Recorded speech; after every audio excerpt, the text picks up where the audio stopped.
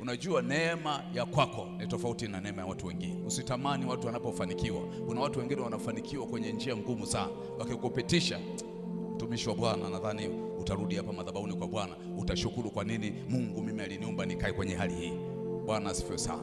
Lakini unapoona wengine wanafanikiwa, iwe ni ushuhuda kwako kwamba na Mungu atatenda kwangu. Haleluya. Usiwe na chuki, usiwe na kinyongo, usiwe na malalamiko, usiwe na manunguniko unapoona watu wengine wanainuliwa. Kwa nini? Kwa sababu wakati wa Bwana utakapofika, wewe Raheli, yuko Yusufu ndani ya tumbo lako. Haleluya. Acha Lea azae, atazaa watoto wengi sana.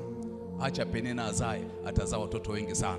Azaa watoto wawili ambao Samueli wana utukufu wa Mungu, ambao Yusufu ana utukufu wa Mungu. Haleluya. Unapokumbatia matatizo yako na unadhani kwamba haya matatizo basi nitatembea nayo tu mpaka Mungu atataka. Kwa hiyo kuna wakati unajipima wewe na kipimo ambacho Mungu hajakuandikia. Usimwekee Mungu mipaka. Ukipata mtoto katika uzee, kuna ushuhuda mkubwa sana kuliko ukipata binti. Wanasema yule mama mzee pale amezaa. Jana nilisema hapa, tembo akizaa dunia nzima inajua tembo amezaa mtoto huyu. Acha mbwa azae miaka 6, yuko tembo atazaa mtoto mmoja na dunia nzima utajua. Kwa hiyo usikae na matatizo kinyonge. Kanisa liko wazi hapa. Njoo kwa Mungu. Hata kama uko peke yako, jitoe kwa Mungu, jitoe kafara kwa ajili ya jamii yako kubwa ambao wanakuamini wewe. Kuna watu walianza biashara hapa, wameshindwa kwenda mbele kwa sababu kuna mahali anasema nilianzisha vitumbua na mama nani anapika vitumbua. Mimi ninapika vitumbua kwa jina la Yesu. Mama Manania anapika vitumbua, apike tu, lakini mimi nitapika siku ya kwanza watu hawatanunua, lakini wakianza kununua sitaishia Dodoma. Kuna mahali Bwana atanipeleka kwa jina la Yesu. Mungu anasema yote haya yatatimiza kwa wakati wake. Ukimwamini Mungu, amini pia na wakati wa nani? Isaya ile sura ya 60 mstari wa 22. Anasema mnyonge nitamfanya kuwa taifa kubwa, mdogo nitamfanya kuwa maelfu.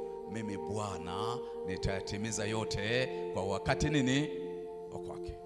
Na Mungu anasema maneno haya ambayo mtumishi amesema hapa, sio wakati wa raha. Maneno mengi aliyosema Mungu yalikuwa ni wakati watu wanapita kwenye shida.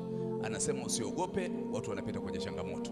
Usifadhaike, wanapita kwenye maumivu. Daudi anasema katika bonde la uvuli wa mauti sitafanya nini? Sitaogopa mabaya. Maana yake alikuwa anapita kwenye mauti. Wapendwa, sisi tunaomwamini Kristo lazima tuwe tofauti na wale ambao hawamwamini Kristo. Unajua kuna vitu ambavyo sisi wengi hatujui. Kuna watu hapa ni maesta wa familia. Kuna watu hapa ni mayusufu wa familia. Kuna watu hapa ni maesta wa taifa.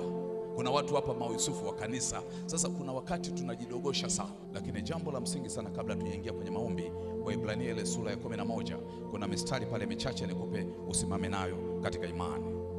Waebrania ile sura ya 11 mstari ule wa 13 anasema